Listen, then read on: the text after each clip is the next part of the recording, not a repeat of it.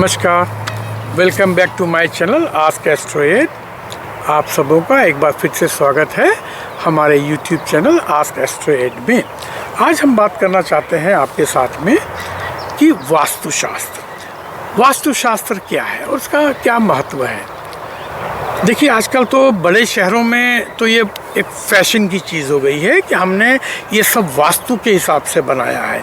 और जब आप दक्षिण भारत में जाते हैं ख़ास तौर पे, तो दक्षिण भारत में तो बिना वास्तुशास्त्री के कंसल्टेशन के ये कुछ बनाते ही नहीं हैं। और विदेशों में भी हमारे बहुत सारे लोग हैं, मैं बराबर जाता रहता हूँ, मैं तो रहते ही घर बाहर हूँ, तो यहाँ पर बहुत लोग आते हैं इसके कंसल्टेशन के लिए। और यहाँ पर जो बड़े बड़े आर्किटेक्ट हैं, उन्होंने वास्तुशास्त्रियों को अपने पास हायर कर रखा है कंसल्टेशन के लिए कि वो उससे पूछ के ही बनाते हैं। यहाँ पर हम एक बात देखते हैं, बहुत से लोग आते हैं कि साहब ये मकान मिल रहा है, बड़ा सस्ता मिल रहा है, गुरुजी मैं ले लूँ क्या।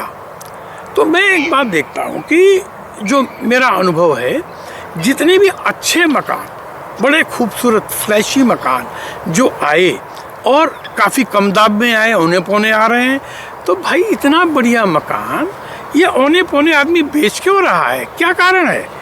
किसी आदमी ने इतने शौक से बनाया, इतना बढ़िया स्विमिंग पूल बनवाया, इतना बढ़िया उसने सोलर का अरेंजमेंट किया, रेन हार्वेस्टिंग का अरेंजमेंट किया, सब किया, और कब बनाया भाई? अभी 2 साल पहले। फिर बेच क्यों रहा है?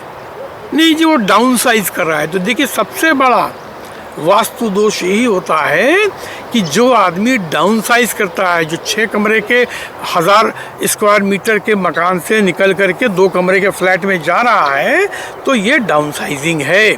तो इसका मतलब, और ऊपर से वो मकान नया है।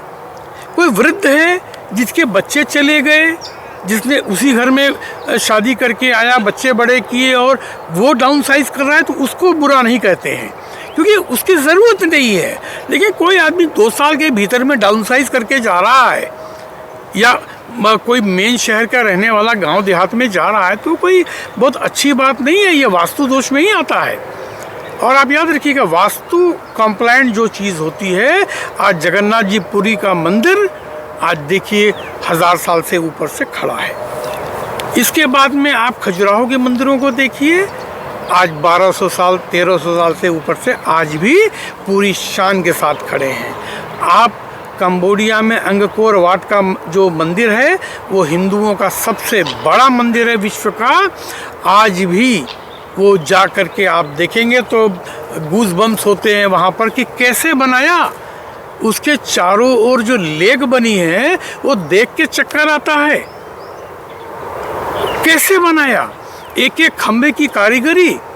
तो हमारा जो हिंदू शास्त्र रहा है और हमारा हिंदू वास्तुशास्त्र, ये बड़ा कंप्लायंट रहा है, बहुत ही महत्वपूर्ण रहा है। और आज ये वापस फिर से आ रहा है। बीच में एक समय आया कि लोगों ने इसको पश्चिमी प्रभाव से गाली देना शुरू किया, कम्युनिस्टों के प्रभाव में, लेकिन आज फिर वापस यही पश्चिम के लोग वास्तुशास्त्र के पीछे जा रहे हैं।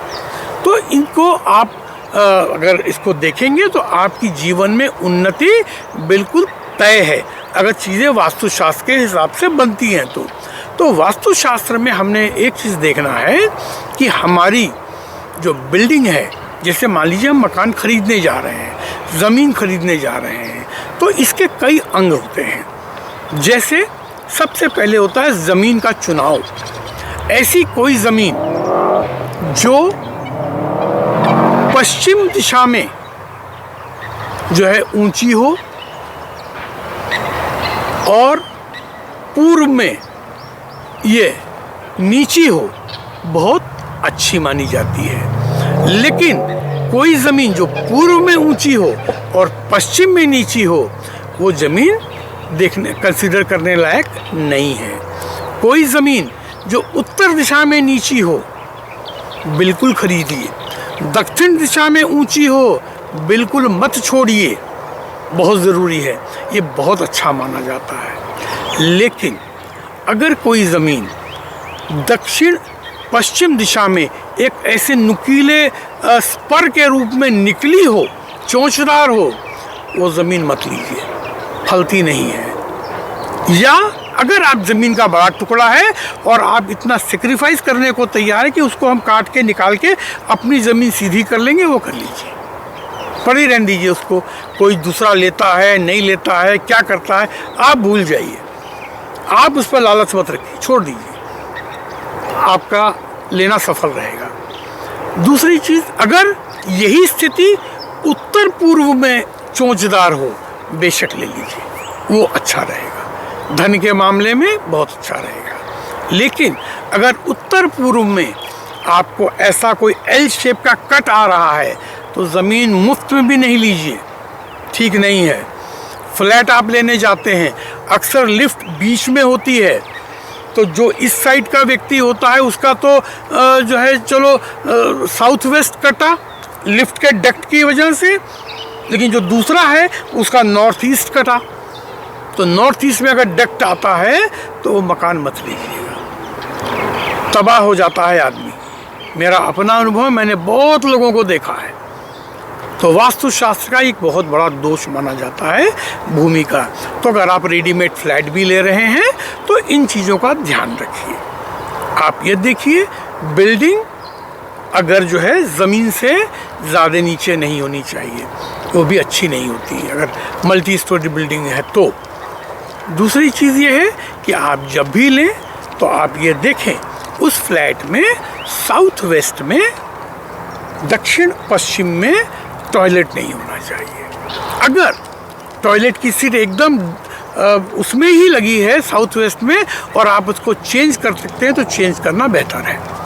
और नॉर्थ ईस्ट के कॉर्नर में आप देखिएगा कि वहाँ भी टॉयलेट होना नहीं होता है, नहीं तो बीमारियों से छुट्टी नहीं मिलती है। तो ये कुछ थोड़ी सी चीज़ें हैं जिनको आपको देखना ही होगा। एक और चीज़, मल्टी स्टोरी बिल्डिंग में अगर आपके दरवाजे के ठीक सामने खंभा है, दरवाज़ा खोलते ही बिल्डिंग का जो मेन स्ट्रक्चरल पिलर होता है अगर वो है, वो ठीक नहीं होता है, उसको छोड़ दीजिए। अगर लिफ्ट है तो वो भी कोई बहुत अच्छा नहीं बनता है, तो लिफ्ट उसको भी अवॉइड करना चाहिए।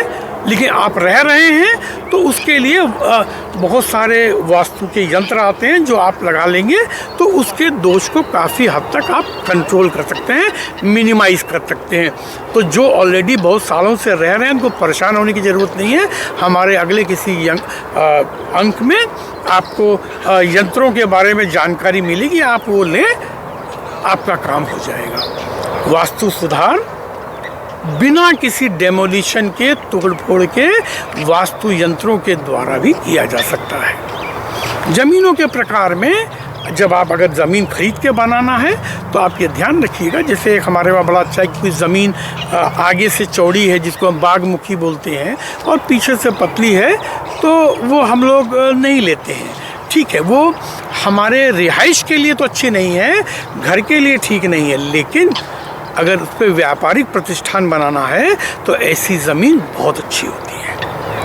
और अगर मान लीजिए आपके पास में कोई ज़मीन आगे से चौड़ी है और पीछे से पतली है तो उसमें कोई व्यापारिक प्रतिष्ठान खोल दीजिए, काम हो जाएगा आपका। या अगर आप उसको थोड़ा बहुत उसको टेपर करके और अपनी बाउंड्री सही करके उस दो, अगर बहुत ज़्यादा ज़मीन नहीं हो तो आप उसको भी ठीक कर सकते हैं। अब आते हैं हम जैसे रेक्टेंगुलर, वो भूमि जो आयतकार होती है वो मकान बनाने के लिए सबसे अच्छी मानी जाती है। लेकिन चौकोर जिसकी सारी भुजाएं एक बराबर हों वो कभी भी अच्छी नहीं मानी जाती है। तो उसमें एक काम ये करना चाहिए कि थोड़ी सी 4-6 इंच या 1 फीट की जगह छोड़ दीजिए, वहाँ से उतनी जगह जाने दीजिए, तो आपका वो आयतकार हो जाएगा। थोड़ा सा सेक्रीफाइस है, लेकिन लाइफ भर के कंप्रोमाइज़ और सेक्रीफाइस है, ये सेक्रीफाइस कहीं जाते आपके लिए अच्छा रहेगा। इसके बाद में आइए, कोई ज़मीन जो तिकोनी है मत लीजिए, किसी हालत में नहीं लीजिए। उसके बाद में वो ज़मीन जो मल्टी कॉर्नर्ड हो, जिसके बहुत सारे कोने हों, नहीं अच्छी होती है, मत लीजिए। इसको कटी फटी ज़मीन बोलते हैं, इसको नहीं लेना चाहिए। अगर ले रहे हैं, कोई अच्छा सौदा है आपका, ज़मीन काफ़ी बड़ी है, तब एक काम कीजिएगा कि आप अपनी बाउंड्री ऐसी बनाइए जो थोड़े बहुत जो स्पाइक्स निकले हुए हैं काट के निकाल दीजिए बाहर, नक्शे से ही अपनी बाउंड्री वैसी बनाइए तो ठीक हो जाएगा। आप मत लीजिए, अपने ज़मीन में मत शामिल कीजिए, करेंगे तो निश्चित रूप से दिक्कत होगी। एक और तरीका है, उस ज़मीन में जाइए, एक गड्ढा खोद के पानी भर दीजिए, 24 घंटे बाद भी पानी वहाँ टिका है, अर्थात वो क्ले सॉयल है, तो ज़मीन अच्छी है। अगर 24 घंटे बाद भी पानी नहीं बचता है, मत लीजिए, कोई फ़ायदा नहीं है। मल्टी स्टोरी बिल्डिंग में आप इन छोटी छोटी बातों का ध्यान रखेंगे, जीवन सुखद, संपन्न, आनंददायक होगा। अगर आपको, जैसे हमको बहुत से लोग पूछते हैं कि अब ये हो गया क्या करूं, परेशान मत होइए, हर चीज़ का समाधान है, रास्ता है। हो सकता है आपको नहीं समझ में आए, किसी और को समझ में आए। ऐसे में आपको कोई भी अगर राय लेनी है, आप हमको फ़ोन करके या हमको ईमेल भेज के आप अपने मकान का नक्शा या ज़मीन का नक्शा आप भेज करके हमसे कंसल्ट कर सकते हैं। ये सारी सुविधा यहाँ पर आपको एक जगह पर मिलती है, कोई आपका खर्चा नहीं होता है। आप भेज दीजिए, हम आपको बताएंगे और आपको सुधार कैसे करना है उसका हम आपको रास्ता बता देंगे। दूसरी बात, एक बात आपको और ध्यान रखने की है कि जब भी हम ज़मीन लेने जाते हैं या मकान लेने जाते हैं तो हम कहते हैं भाई ये मकान बड़ा सस्ता क्यों बेच रहा है, 2 साल के भीतर में बेच रहा है, तो वो ज़रा वहाँ सतर्क रहिएगा। क्योंकि आपको पूरब मुखी या ईस्ट फेसिंग या नॉर्थ ईस्ट फेसिंग जल्दी नहीं मिलेगा, तो डिसहार्टन मत होइए, थोड़ा वेट कीजिए, खोजिए, आपको मिलेगा आपकी पसंद का मकान। क्योंकि 80% मकान south facing, south west facing होते हैं, आप कभी भी चेक करके देख लीजिए। तो मिलते हैं किसी और वीडियो में, तब तक के लिए सुखी रहिए, स्वस्थ रहिए, नमस्कार।